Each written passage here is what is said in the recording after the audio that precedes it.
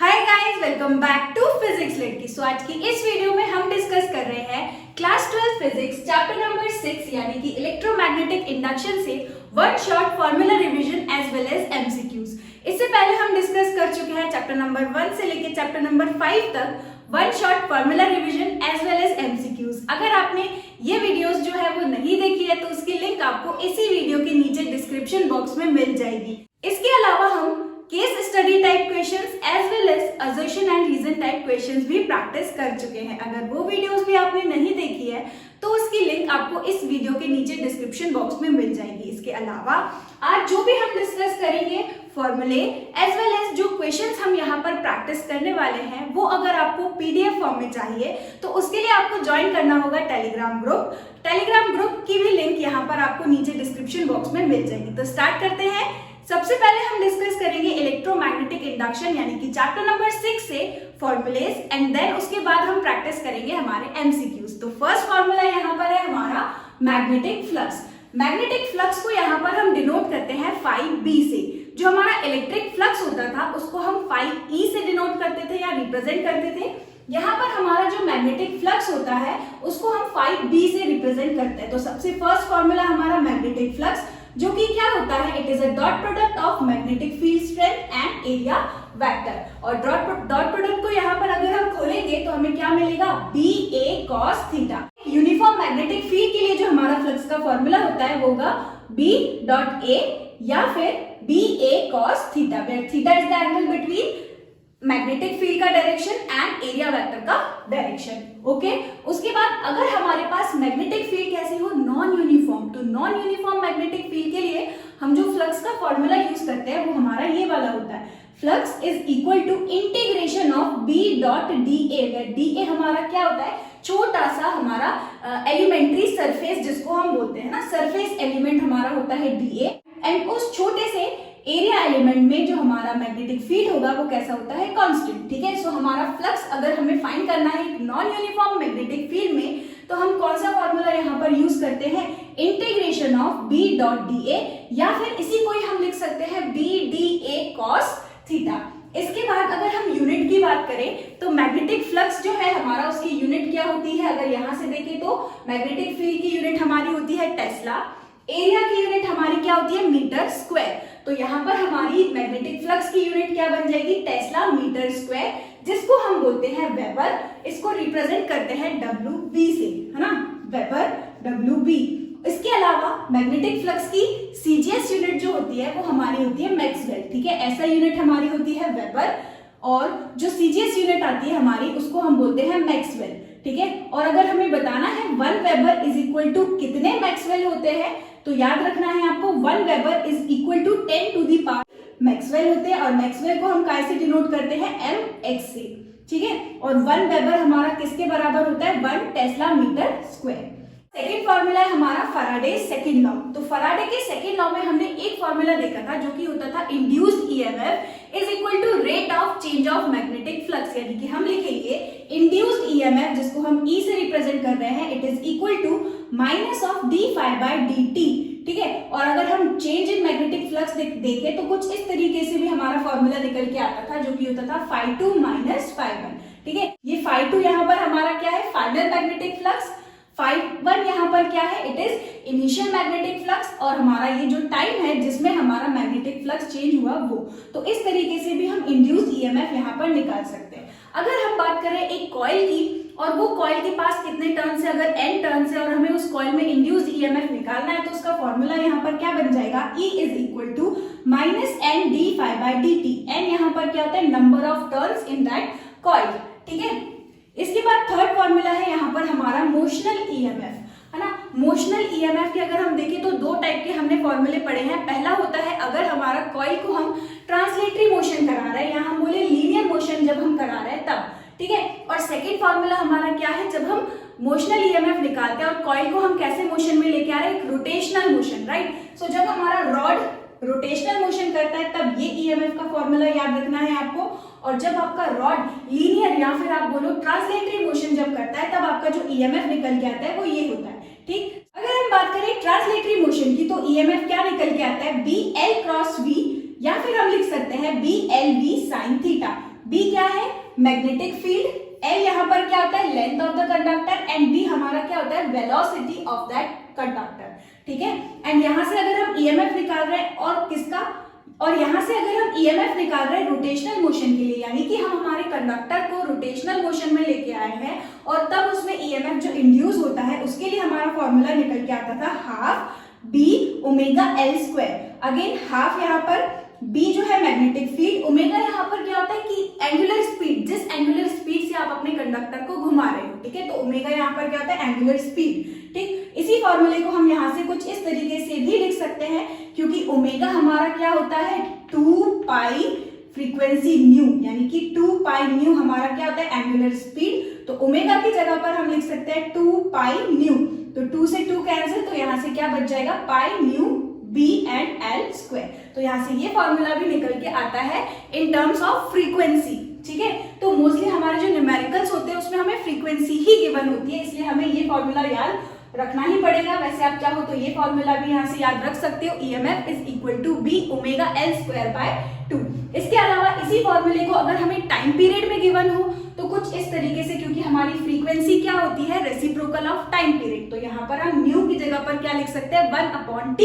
तो जो हमारा EMF होगा वो यहाँ से क्या निकल के आ जाएगा, B L square pi, and new की जगह पर क्या रखेंगे हम, 1/t, तो ये हो गया 1/t। इसके बाद फोर्थ फॉर्मूला है हमारा यहाँ पर सेल्फ इंडक्शन। सेल्फ इंडक्शन मतलब जितना ज्यादा हम हमारी सेम कॉइल में करंट चेंज कर रहे हैं, मैग्नेटिक फ्लक्स उसके एसोसिएटेड चेंज होगा, ठीक है। जितना ज्यादा हमारा करंट में चेंज आएगा उतना ज्यादा मैग्नेटिक फ्लक्स यहाँ पर चेंज होगा, ठीक। तो अगर हमारे पास ऐसी कॉइल है जिसमें n नंबर ऑफ टर्न्स है, तो हम लिख सकते हैं n phi is directly proportional to current. जितना ज्यादा आप कॉइल में करंट चेंज करोगे उतना ही ज्यादा आपका मैग्नेटिक फ्लक्स चेंज होगा, ठीक है। So n phi is directly proportional to I होता है। यहाँ से हम प्रोपोर्शनलिटी साइन जब हटाते हैं तब हमें एक कांस्टेंट मिलता है जिसको हम बोलते हैं L, जो कि होता है हमारा कोएफिशिएंट ऑफ सेल्फ इंडक्टेंस, ठीक। तो यहाँ से एक फॉर्मूला आपका ये निकल के आता था सेल्फ इंडक्टेंस का, जो कि होता था n phi is equal to Li। तो ये भी बहुत इंपॉर्टेंट फॉर्मूला इस चैप्टर का, ये आपको याद रखना है। इसके बाद अगर हम इंड्यूस्ड EMF की बात करें कि यार अगर हमारे पास एक कॉइल है जिसमें हम बार बार करंट चेंज कर रहे हैं तो उसके एसोसिएटेड मैग्नेटिक फ्लक्स चेंज होगा, तो उसमें कितना EMF प्रोड्यूस होगा, अगर हमें ये निकालना है तो हम कैसे निकालेंगे, EMF E is equal to minus L di/dt। यहाँ से हम लिख सकते हैं L is equal to E/di/dt।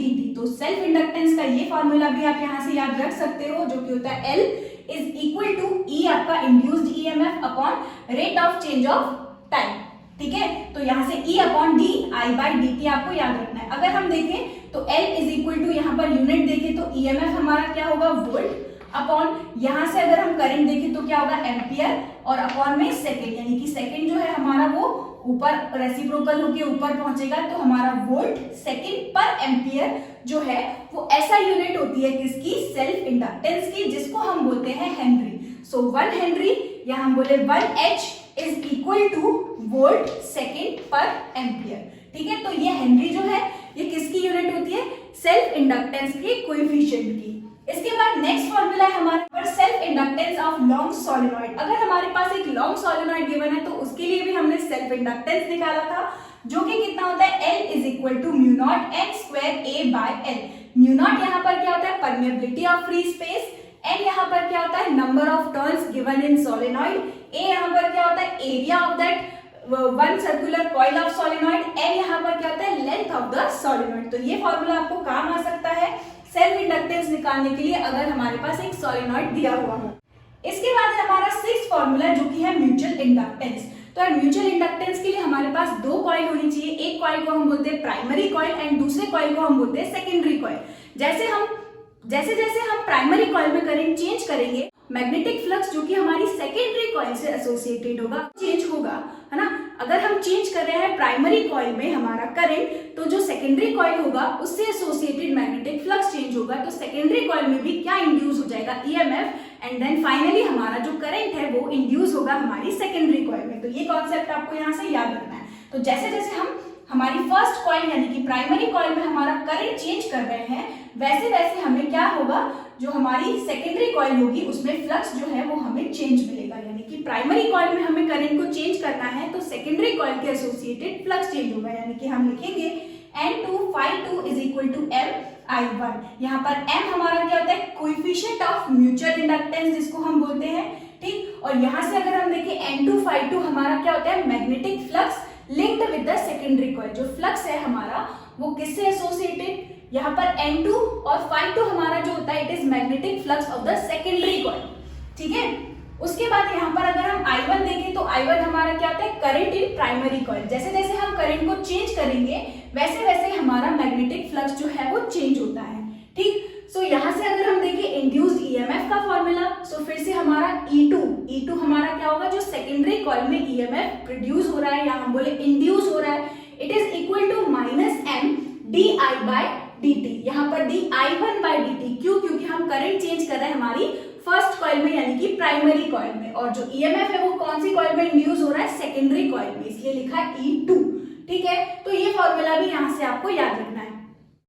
इसके बाद है सेवेंथ फॉर्मूला जो कि है mutual inductance of coaxial solenoid. अगर हमारे पास कोएक्सियल, एक के अंदर एक सेम एक्सिस से जिसका एक्सिस कैसा हो, सेम एक्सिस से हमारी दो कॉइल्स हैं, यानी कि उसका म्यूचुअल इंडक्टेंस हमारा कितना निकल के आता है, जिसको हम डिनोट करते हैं M से, it is equal to mu naught N1 N2 A/L।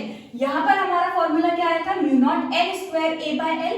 यहाँ पर क्योंकि हमारी दो कॉइल्स होंगी तो फर्स्ट कॉइल में जितने नंबर ऑफ टर्न्स हैं उसको हमने बोला है N1, सेकेंडरी कॉइल यानी कि सेकेंड कॉइल में हमारे नंबर ऑफ टर्न्स जितने होंगे उसको हमने बोला है N2, है ना। और वो दोनों कॉइल्स कैसी है, कोएक्सियल, उनका एक्सिस कैसा है, सेम। तो उन सोलेनॉइड के लिए अगर हम म्यूचुअल इंडक्टेंस निकाले, उस सोलेनॉइड का अगर हम म्यूचुअल इंडक्टेंस निकाले तो वो कितना निकल के आएगा, mu naught N1 N2 A/L। यहाँ पर म्यू नॉट हमारा फिर से वही परमेबिलिटी ऑफ फ्री स्पेस जिसकी वैल्यू हमारी क्या होगी, 4 पाई इंटू 10⁻⁷, ठीक है। N1 N2 हमारे नंबर ऑफ टर्न्स हो गए हमारी प्राइमरी एंड सेकेंडरी कॉइल में रेस्पेक्टिवली। उसके बाद एरिया हमारा एक कॉइल जो होगा सोलेनॉइड का उसका एरिया यहाँ पर हमने ले लिया अपॉन L। एक फॉर्मूला यहाँ पर है हमारा कॉम्बिनेशन ऑफ इंडक्टेंस। अगर हमारे पास दो इंडक्टर लगे हुए हैं, एक का इंडक्टेंस कितना है L1, दूसरे इंडक्टर का इंडक्टेंस हमें गिवन है L2, एंड वो दोनों कैसे कनेक्टेड है, अगर सीरीज में, तो उनका जो नेट इंडक्टेंस यहाँ से निकल के आता है it is equal to L1 plus L2।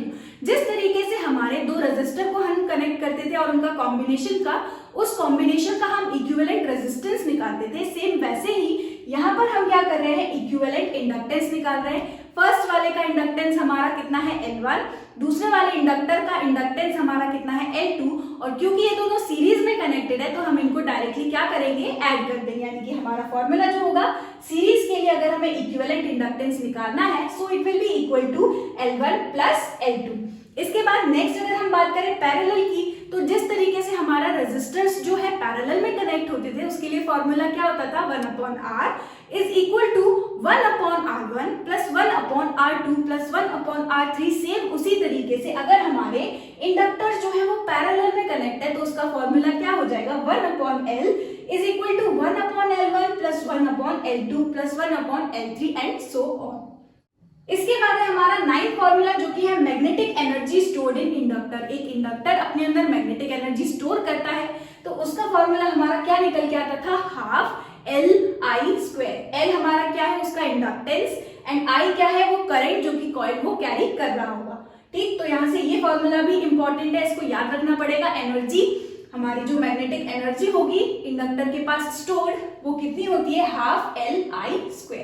इसके बाद मैग्नेटिक एनर्जी डेंसिटी, जिस तरीके से हमने देखा था electric energy per unit volume हमारा क्या होता था, इलेक्ट्रिकल एनर्जी डेंसिटी, सेम उसी तरीके से हमारी मैग्नेटिक एनर्जी डेंसिटी जिसको हम डिनोट करते हैं स्मॉल u और b से, ठीक है। वहां पर हम उसको u e से डिनोट करते थे और यहाँ पर जो हमारी डेंसिटी है एनर्जी डेंसिटी उसको हम u b से डिनोट करते हैं, और इसका जो फॉर्मूला निकल के आता है वो कितना होता था, अच्छा ये होता क्या है, it is energy per unit volume. एक यूनिट वॉल्यूम में कितनी मैग्नेटिक एनर्जी है उसको हम बोलते हैं मैग्नेटिक एनर्जी डेंसिटी। तो इसका फॉर्मूला हमारा क्या होता है, half b² upon mu naught. Mu naught हमारा क्या है, permeability of free space.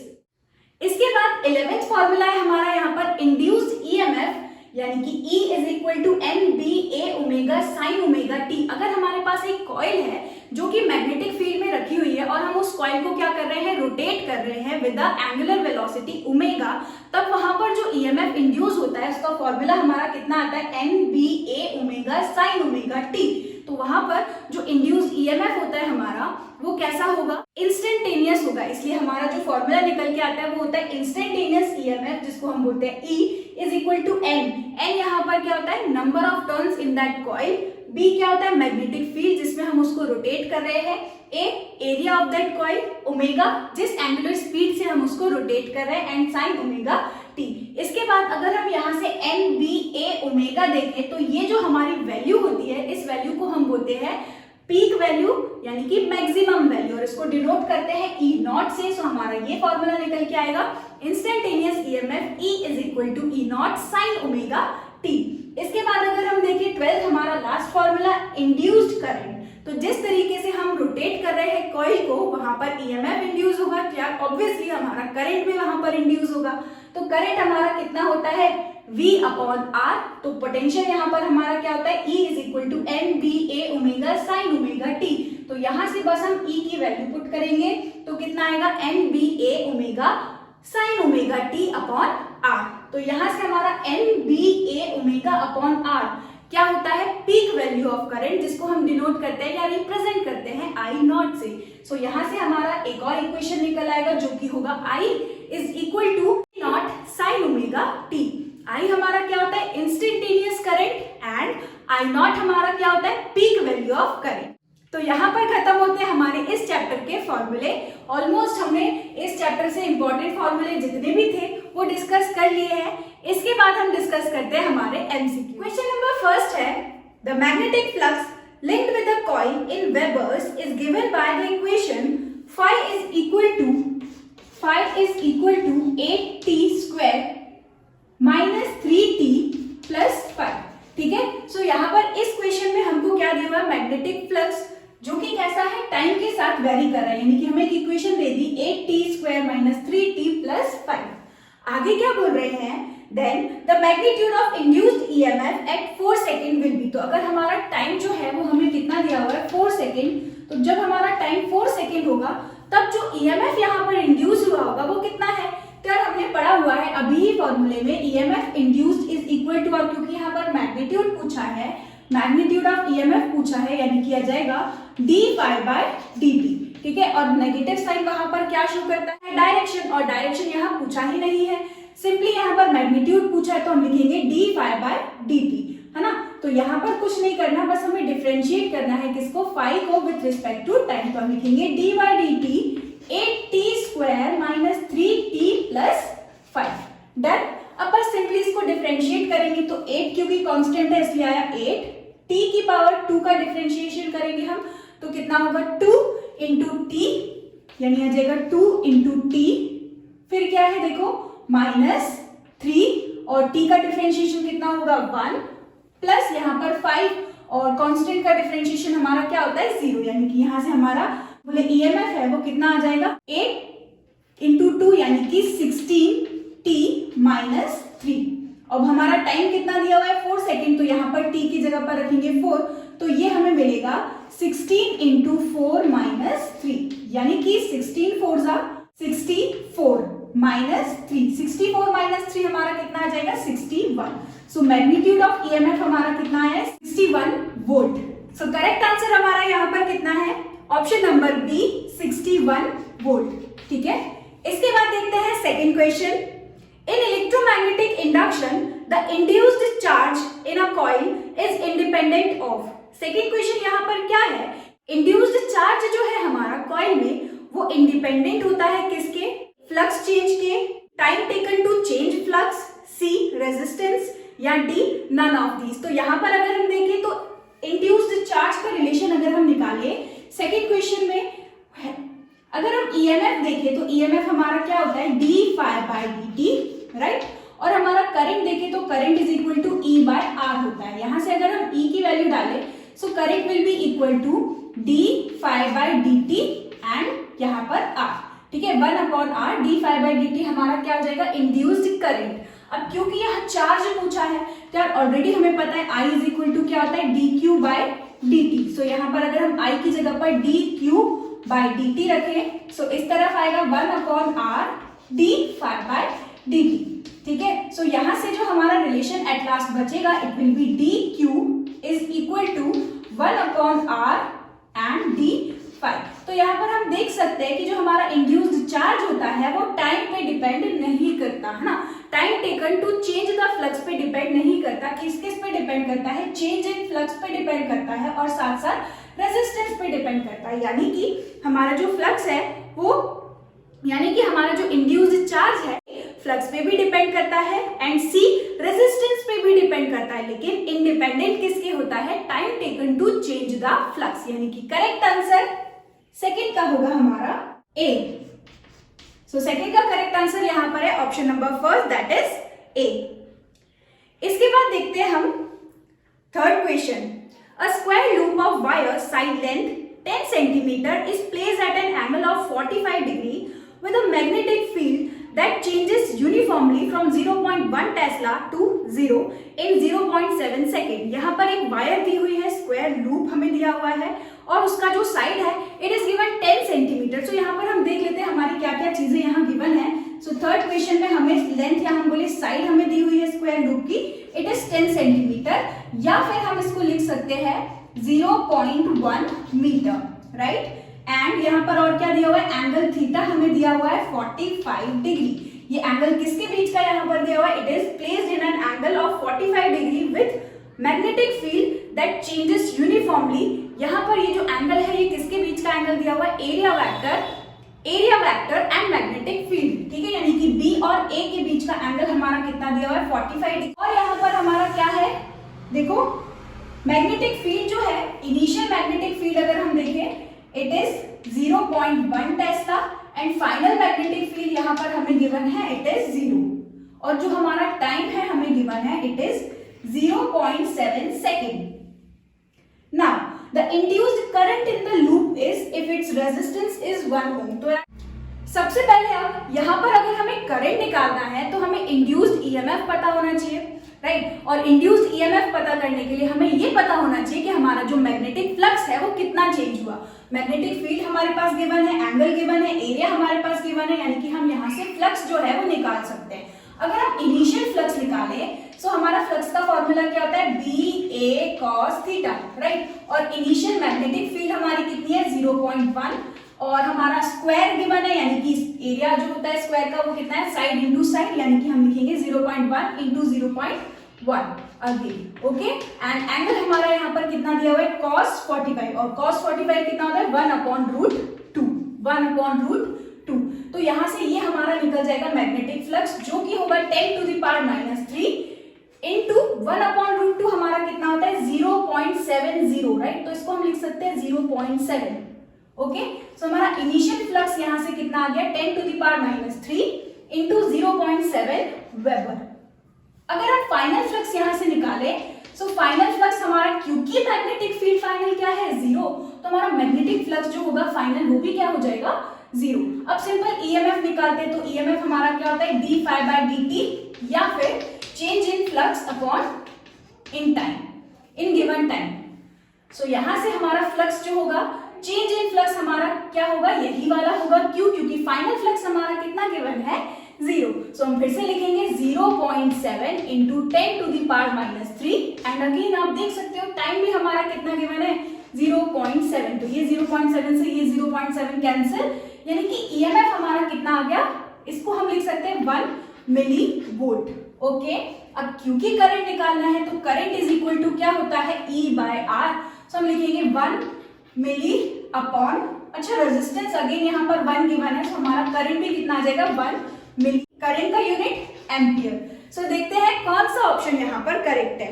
Option number D यहाँ पर बिल्कुल करेक्ट है, 1 milli ampere is the correct answer. Induced current हमारा कितना आया है? 1 मिली एम्पियर। अब देखते हैं fourth question. The self inductance of a coil having 500 turns is 50 milli henry. The flux, the magnetic flux through the cross-sectional area of the coil while current through it is 8 milliampere is found to be। तो यहाँ पर हमें बताना है magnetic flux, है ना। जो coil है हमारी उसके अक्रॉस जो मैग्नेटिक फ्लक्स होगा वो कितना होगा।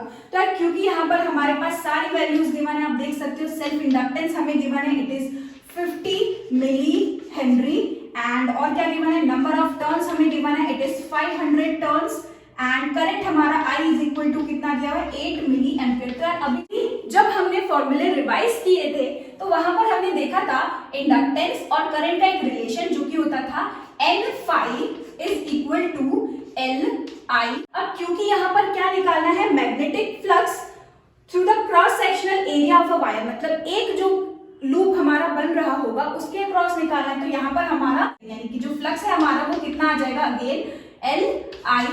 अब L यहाँ पर कितना दिया हुआ है, 50 मिली हेनरी एंड करंट हमारा कितना है, 8 milli ampere. So it will be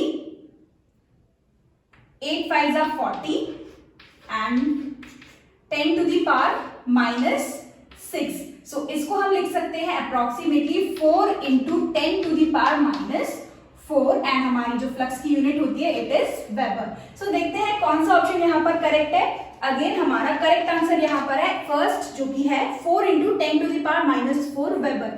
तो क्योंकि यहाँ पर हमारा जो फ्लक्स है वो एक पर्टिकुलर एरिया से निकालना था, इसलिए हमने यहाँ पर जो फ्लक्स है उसमें हमने n का जो मल्टीप्लाई है वो नहीं किया। ठीक, ये n फाई हमारा क्या होगा, हमारी टोटल जो वहां पर इंडक्टेंस की coil n number of turns है उसके लिए टोटल मैग्नेटिक फ्लक्स। यहाँ पर इस क्वेश्चन में टोटल मैग्नेटिक फ्लक्स नहीं पूछा है, बल्कि आप रीड कर सकते हो the magnetic flux through the cross sectional area of a coil, मतलब एक कॉइल का जो क्रॉस सेक्शनल एरिया है उसमें से हमें निकालना है, ना कि यहाँ पर उन्होंने टोटल मैग्नेटिक फ्लक्स पूछा है। ठीक है, तो एक के लिए अगर हम निकालेंगे तो वहां पर हमारा नंबर ऑफ टर्न्स का मल्टीप्लाई नहीं करेंगे क्योंकि टोटल मैग्नेटिक फ्लक्स नहीं पूछा। ओके, आई होप आपको ये क्वेश्चन समझ आया हो। अब देखते हैं fifth question. There are two long coaxial solenoids of same length L. The inner and outer coils have radii R1 and R2 and the number of turns per unit length N1 and N2 respectively. The rate of mutual inductance to the self inductance of the inner coil. यहाँ पर हमारे पास fifth question में एक longer कुछ इस तरीके से coil given है और एक उसके अंदर एक आउटर कॉइल एंड एक इनर कॉइल हमारे पास यहाँ गिवन है, जिनका लेंथ जो है वो कैसा है, बिल्कुल सेम। यहाँ पर क्या गिवन है, जो आउटर वाली कॉइल है उसका रेडियस कितना है R2, इनर वाली कॉइल का रेडियस हमारा कितना है R1। आउटर वाली कॉइल का यहाँ पर number of turns per unit length हमारा कितना गिवन है N2 एंड अंदर वाली जो वायर है इनर वायर उसका लेंथ हमारा number of turns per unit length हमारा कितना गिवन है N1। और यहाँ पर अगर हम देखें तो जो लेंथ है यहाँ पर इन दोनों की वो कैसी है, बिल्कुल सेम, यानी कि हम लिख सकते हैं L1 is equal to L2 is equal to L। L1 हमारी length of inner coil, L2 हमारी लेंथ ऑफ आउटर कॉइल और ये दोनों कैसी होंगी, सेम लेंथ जो कि गिवन है क्वेश्चन में कैसी है, सेम है, इसलिए हमने उसको अज्यूम कर लिया लेंथ हमारी कितनी होगी L। अब क्योंकि यहाँ पर हम सेल्फ इंडक्टेंस निकाले तो सेल्फ इंडक्टेंस का फॉर्मूला हमारा अभी हमने देखा था क्या होता है, mu naught N square A by L, right. अगर हम यहाँ से इनर कॉइल का सेल्फ इंडक्टेंस निकालें तो हम वैल्यू पुट करेंगे म्यू नॉट, अच्छा N कैपिटल N हमारा क्या होता है, नंबर ऑफ टर्न्स, यानी कि हम लिखेंगे N1 का स्क्वायर अपॉन इंटू L1 का स्क्वायर। एरिया हमारा क्या आ जाएगा, पाई R1 का स्क्वायर, क्यों, क्योंकि हम इनर कॉइल के लिए सेल्फ इंडक्टेंस निकाल रहे हैं और लेंथ हमारी कितनी हो जाएगी L1, या सिंपली हम इसको L मान सकते हैं। ठीक है, तो ये भी L हो गया और यहाँ पर ये भी हमारा क्या हो जाएगा L स्क्वायर। ओके, अब हम निकालते हैं म्यूचुअल इंडक्टेंस। तो म्यूचुअल इंडक्टेंस का फॉर्मूला हमने देखा था, it was mu naught N1 N2 A by L।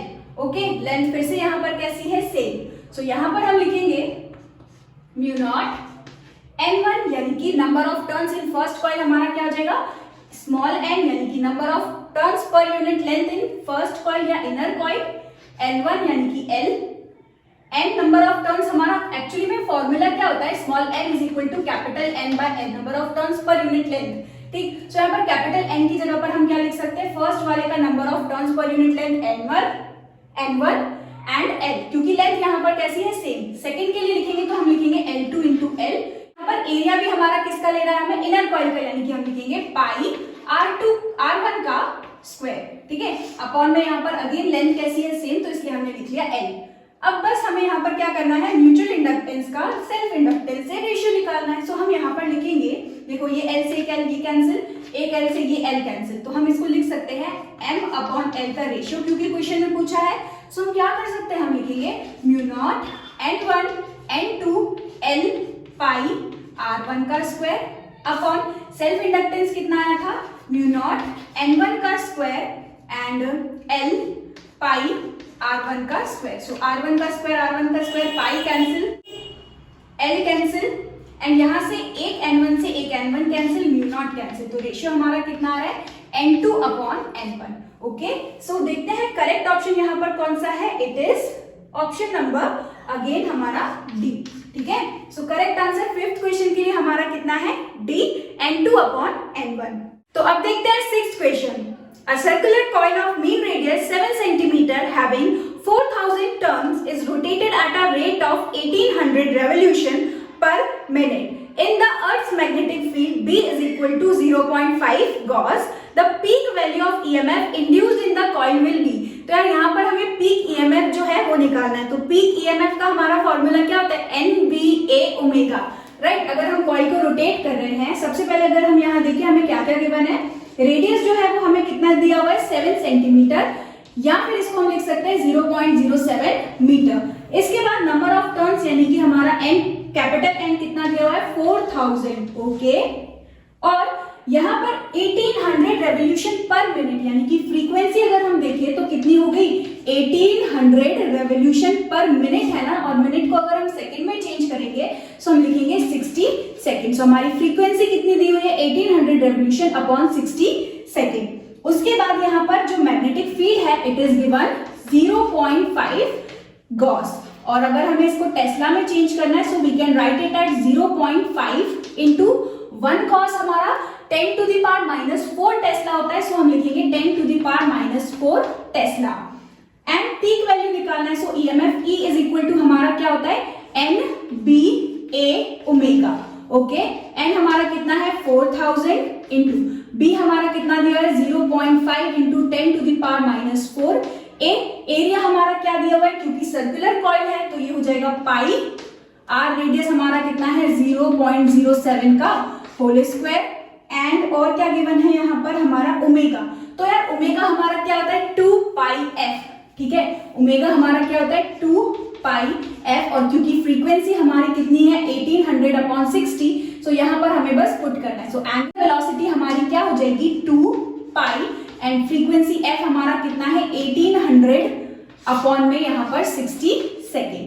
Okay, I think यहाँ पर ये हो गया है। अब इसको बस हमें सिर्फ सॉल्व करना है। तो यहाँ से हम देख सकते हैं ये हमारा यहाँ से आने वाला 10t एंड पॉइंट भी है, यानी कि यहाँ से कितना आएगा 2।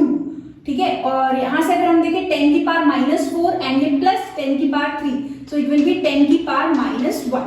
यहाँ से पाई हमारा कितना होता है 3.14 इंटू में 0.07 है यहाँ पर, सो इसको हम लिख सकते हैं 7 का स्क्वायर यानी कि 49 इंटू 10 की पावर यहाँ से कितना आ जाएगा -4, अगेन ये कितना आ जाएगा 2 इंटू पाई फिर से 3.14 इंटू में यहाँ पर 1800 एंड अपॉन में यहाँ पर कितना आ जाएगा 60 सेकेंड। तो ये इससे 0 कैंसिल, यहाँ से ये 6 1 एंड 6 3 यानी कि आ गया 30। मल्टीप्लाई करना है 3 इंटू 2 एंड 3.14 इंटू 3.14, सिर्फ सिंपल हमारा यहाँ पर मल्टीप्लीकेशन रह गया है। सो इन सबको अगर हम मल्टीप्लाई करेंगे तो एट लास्ट हमारा जो रिजल्ट है वो निकल के आएगा 0.58 वोल्ट। ठीक है, सो अप्रोक्सीमेटली हमारा कितना निकल के आएगा यहाँ से 0.58 वोल्ट। सो ईएमएफ हमारा पीक ईएमएफ जिसको हम बोलते हैं ई नॉट, सो ई नॉट हमारा कितना निकल के आया 0.58 वोल्ट। इसको आप फिर से एक बार और कैलकुलेट करके देख लेना। ठीक है, सो करेक्ट आंसर है हमारा ऑप्शन नंबर बी 0.58 वोल्ट। इसके बाद देखते हैं seventh question. A current carrying infinitely long wire is kept along the diameter of circular wire of loop. देखो कुछ इस तरीके से हमारा अगर सर्कुलर वायर है और उसके डायमीटर पर एक वायर रखा हुआ है, ठीक है, लॉन्ग इन्फिनाइट वायर रखा हुआ है। Current carrying infinite long wire is kept along the diameter of a circular loop without touching it. The correct statements is और आर फर्स्ट। यहां पर हमें बताना है कौन सा स्टेटमेंट करेक्ट है। ठीक, the EMF induced in the loop is 0 if the current is constant.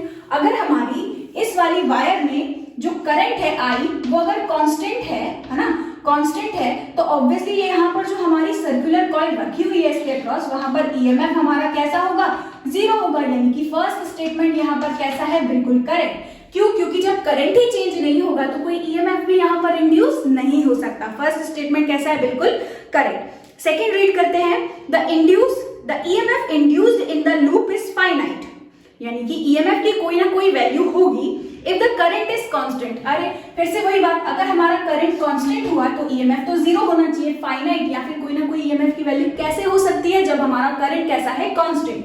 So second यहाँ पर स्टेटमेंट कैसा हो गया, फॉल्स यानी कि रॉन्ग। इसके बाद थर्ड देखते हैं, the EMF induced is 0 if the current decreases at a steady rate। अगर हमारा करंट चेंज हो रहा है तो यहाँ पर ईएमएफ जो होना चाहिए था उसकी कोई ना कोई फाइनाइट वैल्यू होनी चाहिए थी, ठीक। लेकिन यहाँ पर क्या दिया हुआ है कि करंट चेंज हो रहा है और ईएमएफ कैसा है, 0, यानी कि ये स्टेटमेंट भी हमारा कैसा हो गया, रॉन्ग, ठीक है। तो यहाँ पर हमारा इन तीनों में से कौन सा स्टेटमेंट करेक्ट है, फर्स्ट वाला, ठीक। ए में अगर हम देखें तो फर्स्ट एंड थर्ड लिखा हुआ है, करेक्ट है। बी में हम देखें तो ओनली 1, यानी कि करेक्ट आंसर हमारा क्या हो गया, बी, जिसमें फर्स्ट लिखा हुआ है ओनली 1 इज करेक्ट, यानी कि फर्स्ट स्टेटमेंट जो गिवन है वही यहाँ पर कैसा है, बिल्कुल करेक्ट, ठीक है। सो करेक्ट आंसर हमारा 7th क्वेश्चन का क्या है, बी। इसके बाद देखते हैं 8th question, conducting square loop of side L and resistance R moves in its plane with a uniform velocity v perpendicular to one of its side। उसकी एक साइड के लूप के एक साइड के परपेंडिकुलरली हम मूव कर रहे हैं हमारे लूप को, ठीक है। A uniform and constant magnetic field B exists along the perpendicular to the plane of the loop as shown in the figure। तो फिगर में आप देख सकते हो कुछ इस तरीके से मैग्नेटिक फील्ड लाइंस हैं, ठीक है। और हमारे प्लेन को हम, जो हमारा लूप है उसको हम इस डायरेक्शन में कुछ ऐसे मूव कर रहे हैं, ठीक है। इस डायरेक्शन में हम हमारे लूप को मूव कर रहे हैं विद वेलोसिटी v, ठीक। एक साइड के कैसा, परपेंडिकुलर।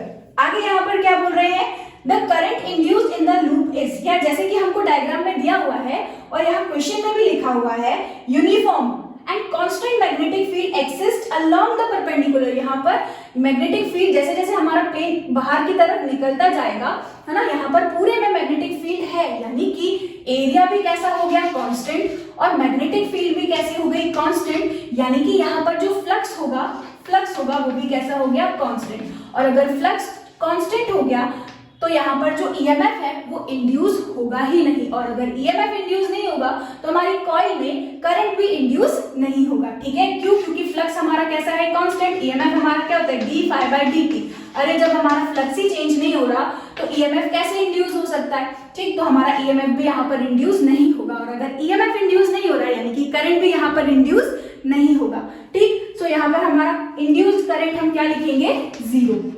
सो करेक्ट आंसर हमारा 8th क्वेश्चन का क्या है, option number D, that is 0।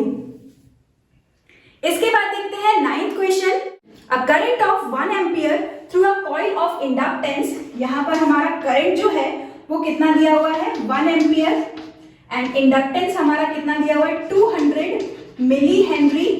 Current of 1 ampere through a coil of inductance 200 milli henry is increasing. यहाँ पर जो करंट है वो कांस्टेंट नहीं है, it is increasing at a rate of, यानी कि di/dt हमें गिवन है, टाइम के साथ हमारा करंट जो है वो चेंज हो रहा है, वेरी हो रहा है, it is 0.5 ampere per second, ठीक है।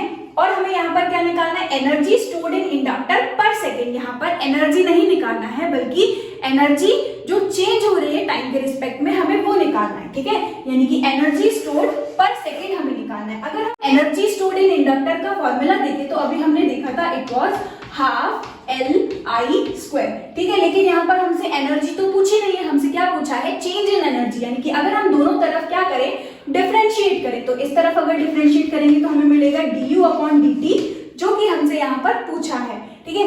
एनर्जी पर सेकेंड हमसे पूछा है, इसलिए हमारा हो गया du/dt।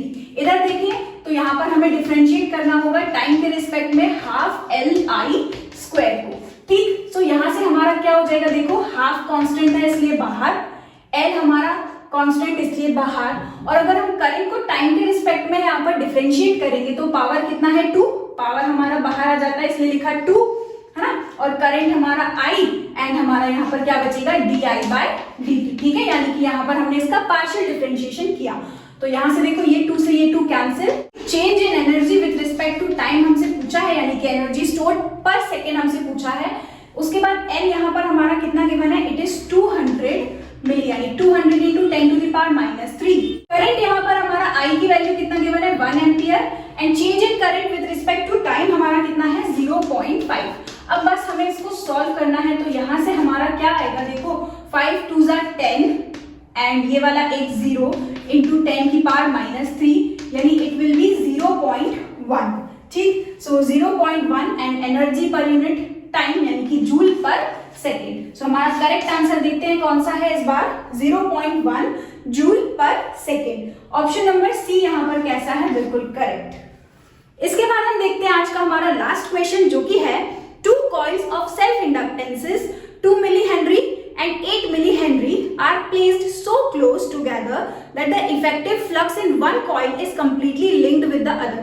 हमारे पास दो सेल्फ इंडक्टेंस दिए हुए हैं, है ना, दो कॉइल्स गिवन है और उन दोनों का यहाँ पर सेल्फ इंडक्टेंस गिवन है। फर्स्ट कॉइल का सेल्फ इंडक्टेंस कितना है, 2 मिली हेनरी, सेकेंड कॉइल का सेल्फ इंडक्टेंस यहाँ पर कितना गिवन है, 8 मिली हेनरी। और ये दोनों कॉइल्स जो है ये इस तरीके से लिंक्ड है कि इनका जो इफेक्टिव फ्लक्स है वो हमारा कंप्लीटली लिंक्ड हो रहा है सेकंड वाली के साथ, है ना। एक का जो फ्लक्स है वो कंप्लीटली लिंक्ड हो रहा है किसका, सेकंड वाली कॉइल के फ्लक्स के साथ। ठीक, तो हमें यहाँ पर निकालना है म्यूचुअल इंडक्टेंस। तो इसका हमने जो फॉर्मूला है वो तो यहाँ पर मिस कर दिया था, हमारे फॉर्मूला में हमने उसको डिस्कस नहीं किया था, है ना। जब अगर हम रिलेशन देखें हमारे म्यूचुअल इंडक्टेंस और दो कॉइल्स का जो कि सेल्फ इंडक्टेंस हमें गिवन है, तो उसका फॉर्मूला होता है mutual inductance is equal to under root of L1 L2।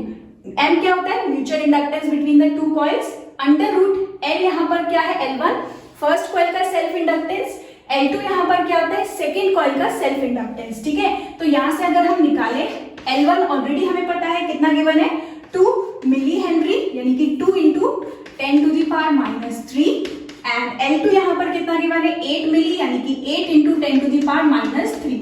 तो इसको अगर हम रूट से निकालेंगे तो यहाँ से 10 टू द पावर 6 को अगर रूट से बाहर निकालेंगे तो ये आ जाएगा 10 टू द पावर -3, एंड 8 2 जा कितना होता है 16 का रूट बाहर निकालेंगे तो ये कितना आ जाएगा 4, यानी कि करेक्ट आंसर यहाँ पर क्या होगा 4 इंटू 10 टू द पावर -3, या फिर हम बोल सकते हैं 4 milli henry. So mutual inductance यहाँ पर उन दोनों कॉइल्स का कितना निकल के आएगा, 4 मिली हेनरी। ठीक, सो करेक्ट ऑप्शन यहाँ पर है हमारा सी, 4 मिली हेनरी। सो यहीं पर खत्म होते हैं हमारे आज के एमसीक्यूज। इसके बाद हम डिस्कस करेंगे हमारा लास्ट चैप्टर जो कि है अल्टरनेटिंग करंट। सबसे पहले वही हम फॉर्मूले डिस्कस करेंगे and then will jump to MCQs. Thank you so much for watching this video.